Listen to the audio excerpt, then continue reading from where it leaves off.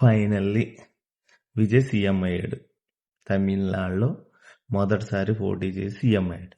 అయితే ఏంటి, తమిళనాడులో విజయ్ సీఎం అయిన తర్వాత ఏం మార్పులు వచ్చినా నాకు తెలియదు. ఆంధ్రాలో మాత్రం విజయ్ మావోడే మావోడే మావోడని గుండ్లు బాధేసుకోవాలి, నెత్తిన పెట్టేసుకోవాలి.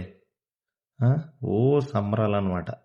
జాతి పేరుతోనో, కులం పేరుతోనో, మతం పేరుతోనో, రంగు రుచి సువాసన లవడాలు అసలు కలిపేసుకోవాలి మనలో. గెలిచినోడు మావోడే అని ఓ అడావుడి. ఎక్కడో తమిళనాడులో అయితే ఆంధ్రాలో మారుమూల గ్రామంలో బ్యానర్లు ఏందో, స్టేటస్లు ఏందో, ఎక్కడ పడితే అక్కడ ఎవడ పడతాడు. ఊళ్ళో పెళ్ళికి కుక్కలాడావుడు అన్నట్టు.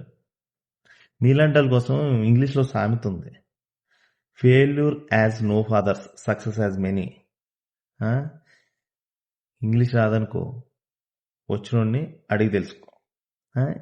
ఎవడైనా ప్రయత్నిస్తున్నప్పుడు వాడికి తోడుగా ఉండడం ఇదేం ఉండదు. గెలవగానే మాత్రం మనోడైపోతాడు, నెత్తిన పెట్టేసుకోవాలి. ఆడు ఏదన్నా అవసరం పడతాడు, వాడేసుకోవాలి.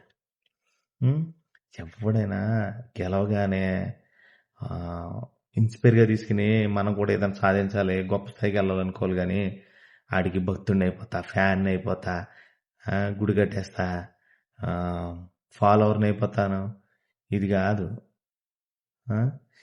బానిసత్వానికి అలవాటైన బతుకులు కదా, ఎవడికొకటి జేజేలు కొట్టకపోతే బ్రతకలేం. రాచరికం పోయింది, ప్రజాస్వామ్యం ఇది. ఈ నెత్తిన ఒక మనిషి వ్యక్తి పూజ ఎప్పుడు తప్పే, మార్చుకుందాం. సీఎం అయింది విజయ్ మాత్రమే, మీ ఓడు కాదు. ఆంధ్రలో ఏం మార్పు. ఓకే.